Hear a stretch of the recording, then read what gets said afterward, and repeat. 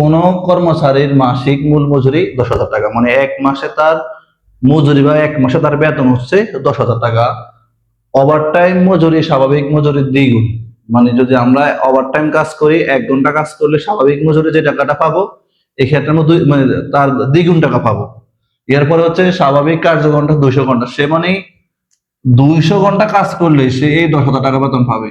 ঠিক আছে, মানে এক মাসে টোটাল তাকে 200 ঘন্টা কাজ করতে হবে। 200 ঘন্টা কাজ করার পরে সে কি করবে, এই 10,000 টাকা মূল মজুরি পাবে। এরপরে বলছে কি, আমাদের মেইন প্রশ্ন বলছে ওভারটাইম মজুরির হার কত। এখন ওভারটাইম মজুরির হার না ওভারটাইম মজুরির পরিমাণ, আগে এটা বুঝতে হবে।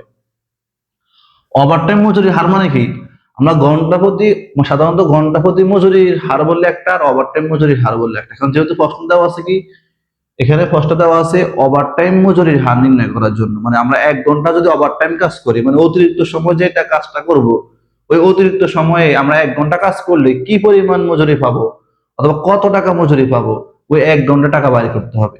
সেক্ষেত্রে আমাদের এখানে করতে হবে কি, আগে দেখতে হবে মূল মজুরির হারটা কত। আগে কি করতে হবে, মূল মজুরির হার বাইর করতে হবে। তাহলে আমাদের মূল মজুরি হারের একটা সূত্র আছে, মূল মজুরির হার সমান সমান মূল মজুরি ভাগ কার্যঘন্টা, মানে স্বাভাবিক কার্যঘন্টা আর কি। তাহলে সে মূল মজুরি কত টাকা পায়, সে পায় 10,000 টাকা মূল মজুরি পায়। আর এই কার্যঘন্টা মানে হচ্ছে সে এই এক মাসে অথবা এই যে নির্দিষ্ট সময়ের মধ্যে সে কত ঘন্টা কাজ করতে হবে 10,000 টাকা পাওয়ার জন্য। বলছে তাদের স্বাভাবিক কার্যঘন্টা হচ্ছে তার জন্য 200 ঘন্টা। তাহলে আমরা 200 কে যদি 10 দিই, 10,000 কে ভাগ করি, তাহলে আমাদের কত আসে, প্রতি ঘন্টা কাজ করলে হয় কত, 50 টাকা।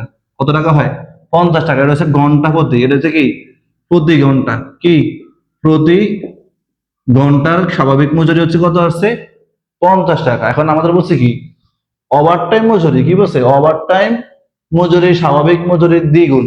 তাহলে আমরা যদি, তাহলে আমরা শুধু কি পাইছেন, তাহলে সুতরাং ওভারটাইম মজুরি হার, ওভারটাইম মজুরির হার কি বলছে, স্বাভাবিক মজুরির দ্বিগুণ। তাহলে আমাদের স্বাভাবিক মজুরি কত আসছে, পাইছে 50। আমরা যদি 1 ঘন্টা কাজ করে 50 টাকা পাবো, কোন হারে, ওই 10,000 টাকা মূল মজুরি 200 ঘন্টা কাজ করলে, তাহলে আমাদের প্রতি ঘন্টা আসে 50। আর ওভারটাইম হচ্ছে বলছে কি, এই স্বাভাবিক মজুরি কত গুণ, 2 গুণ অথবা দ্বিগুণ, তাহলে হয় 100 টাকা।